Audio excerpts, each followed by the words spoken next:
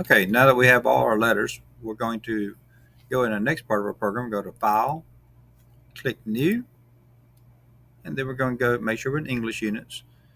We did parts. Now we're going to do an assembly. We're going to do a standard assembly. So let's double click on the standard.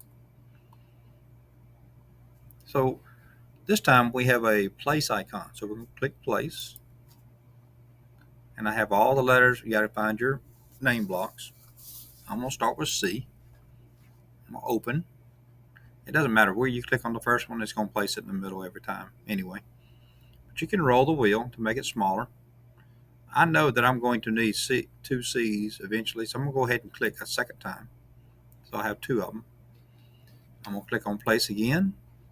I'm going to get an E. Open. Click an E. Click on place again. Get an I.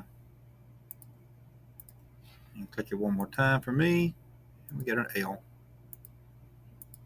So now we have all the letters. You notice I didn't put them right next to each other because it's just easier to get to the sides sometimes. So right click, click OK or escape, or you can hit the escape button on your keyboard. That's to get us out of the place tool. So now we're going to use this tool called constrain. We click on constrain. We're going to do mate and then flush. And I'll show you what that means now. So we got mate. If the first one that you click on is the one that gets moved, I'm going to click on the left side of the E, make sure it's a rectangle, spin it over here and click on the left side of the C, the right side of the C, and it mated it. I'm going to click apply. If you'll notice, it does not match up. The face in the front is not matched up, it's not flush, and the top's not flush. So let's click on the flush. I'm going to click on the top, and it evens them up. Click apply. Click on the front, and click apply again. Now go back to mate and do the next letter. I like to span back out, zoom back out. Click on the left side of the C. I needed to go to the right side of the E. Make sure they're rectangles. Apply. I go back to flush. So I'm going to click on the top.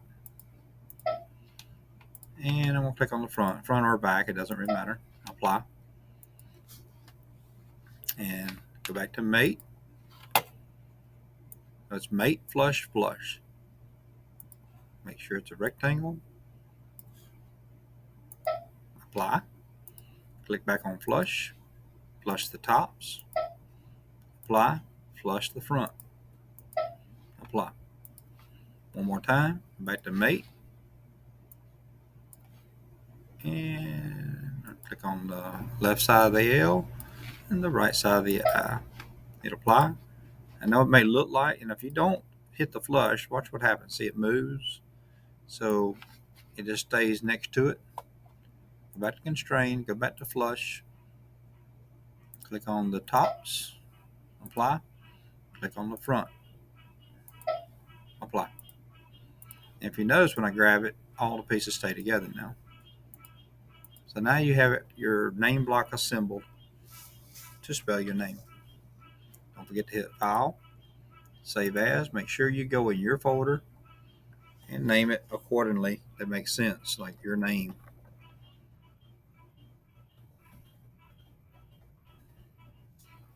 Save. Now you have your completed name block. Don't forget to take a screenshot and put it in your presentation.